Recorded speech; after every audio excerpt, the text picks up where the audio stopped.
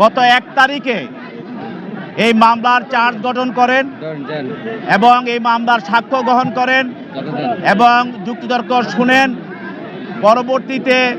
আজকে মামলাটির রায় ঘোষণা করা হয় এবং এই রায়ে এই রামিসাকে ধর্ষণ এবং হত্যা করার এবং তার দেহ অঙ্গ প্রত্যঙ্গ সেটিকে গোপন করার বা সেগুলি বিচ্ছিন্ন করে সেগুলিকে গোপন করা এবং মুছে ফেলা দেওয়ার জন্য যে অপরাধটি সে করেছে সেই জন্য তাকে আদালত সর্বোচ্চ শাস্তি তাকে মৃত্যুদণ্ড আদেশ প্রদান করেছেন এবং তাকে সহায়তা করার জন্য তার স্ত্রী স্বপ্না খাতুন, সেই স্বপ্না খাতুন যে এই ঘটনার সময় তার স্বামী সোহেল রানাকে সে সহযোগিতা করেছে এবং তার পর্যাপ্ত সুবিধা থাকা সত্ত্বেও সে এই ঘটনায় তাকে হত্যা থেকে নিবৃত্ত করার জন্য, দর্শন থেকে নিবৃত্ত করার জন্য কোনো রকম চেষ্টা করে নাই, বরং সে তার স্বামীকে পালিয়ে যাওয়ার জন্য দরজা বন্ধ রেখে সেখানে জানালা দিয়ে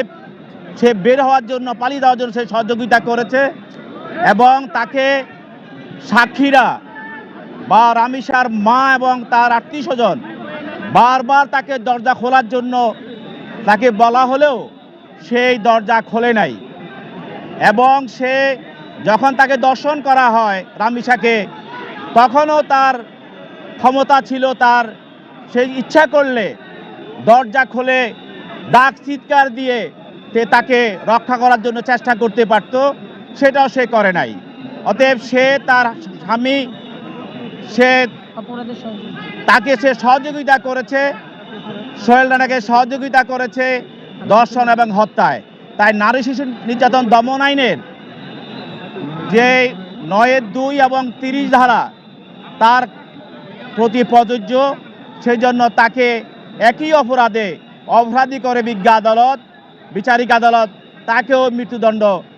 আদেশ প্রদান করেছেন। আদালত তার রায়ে বলেছেন, অবজারভেশনে বলেছেন যে একজন শিশুকে এইভাবে যে নৃশংসভাবে দর্শন করে হত্যা করা হয়েছে, সেটা আমাদের দেশের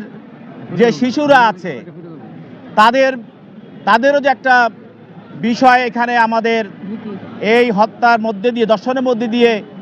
দেশের নিরাপদ নয়। অতএব এটাও একটা বিষয় এবং এই বিচারের মধ্য দিয়ে একটা দৃষ্টান্তমূলক শাস্তির মধ্য দিয়ে দেশের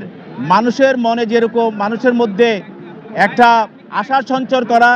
এবং আমাদের শিশু বাচ্চাদেরকে এই ধরনের নৃশংস ঘটনা থেকে যেন আগামী দিন রক্ষা করা যায় এবং ধরনের ঘটনা না ঘটে, এই বিচারটা একটি দৃষ্টান্তমূলক ঘটনা হিসাবে, শাস্তি হিসাবে পরিগণিত হবে। আরও যে মামলাগুলো আছে সেগুলিও